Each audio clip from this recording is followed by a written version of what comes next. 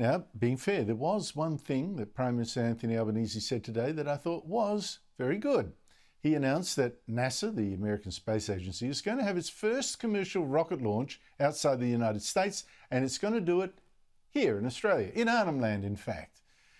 3 launches, firing rockets more than 250 k's into the sky in cooperation with Equatorial Launch Australia.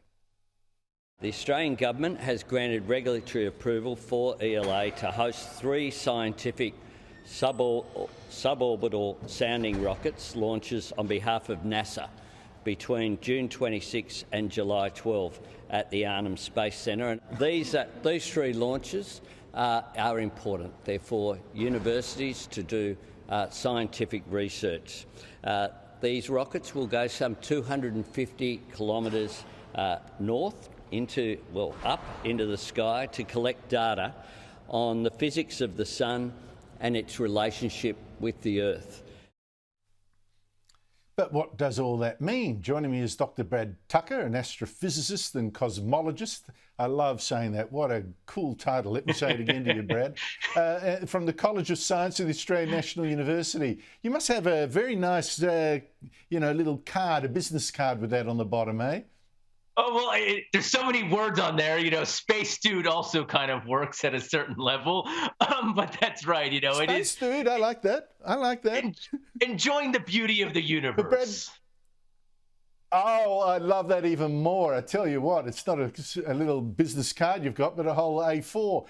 Brad, what are they going to try and find out with these 3 launches? So these 3 launches, as we heard, are scientific missions. So they're to study a few different things. The first mission will be looking in the X-rays, and the second 2, or the second and third, will be looking at the ultraviolet colors. And this is important because this is stuff that we can't see on Earth. Luckily, the atmosphere blocks most of this light, so we don't get radiation and burnt. So you have to access it from space. And the objects they're looking at, a few of them will be what we call Alpha Centauri. Alpha Centauri being that bright star near the Southern Cross. So you can only see that in the southern skies and southern part of the world and universe. And so this axis is critical because without it, they can't really launch and see it. They need to launch from a southern site. So it's kind of it's a summation of what the ELA, the Equatorial Launch Australia, and lots of people have been saying is there's a desire to launch from Australia because of where we are, our access and infrastructure. And so it's great to see these first 3 big missions off the rink, for NASA. It's validation when you have a big partner like that. It sure is. And now you've answered the question I was going to ask of why from Australia. So to get a proper look at one particular star. But when you say you're going to look at the ultraviolet and all that, how does it? I don't know. I'm all in favour of pure research. I don't need it to be, nailed down to it's got to then do this good. We've got to know in advance. But do you know, have you got any idea how that information could one day prove useful to us? So a few things. So a lot of these things in the X-rays, it is studying some of the properties of the sun. And so one of these things that you can do is better predict solar storms. Now, these solar storms hit the Earth's atmosphere and interrupt with satellite operations. So a lot of our critical infrastructure is affected when we get massive solar storms. Some of the ultraviolet work, while it's really exciting that they want to study ultimately the atmospheres of other stars, it's better predicting than our knowledge of planets and stars. But they're also developing these UV sensors that then hopefully we can better monitor things like the ozone layer on the Earth. And again, better predict flows of the ozone atmospheres and the aerosols, and when the hole in the ozone layer of the Antarctica opens up and not. So a lot of this also has that second prospect of the technology developed. You can only test in space. So, they need to be able to test it. So it's a really, exciting, fruitful first steps for these groups. Ultimately, these rockets are used for kind of when you're almost ready. So instead of building a big full mission that's forever in space, you do this next big scale mission, goes into space, but still comes back down and is recovered.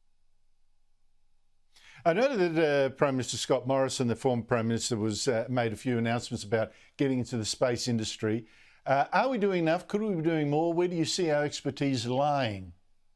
Look, and to be fair, a lot of this work is lying with the previous past government funding the space agency. It was under the past 5 years that we've had a funded space agency. And that was all to set up the infrastructure to give licenses and approvals so groups could build spaceports and host rocket launches. It just wasn't possible before. And the argument always was, at least in this case, if you build it, they will come. If you build this infrastructure, groups will want to come. Australia, we have great weather, we have lots of land with very little people. That means less weather delays, less interruptions, and we have the benefit of being a major country, so the infrastructure is there.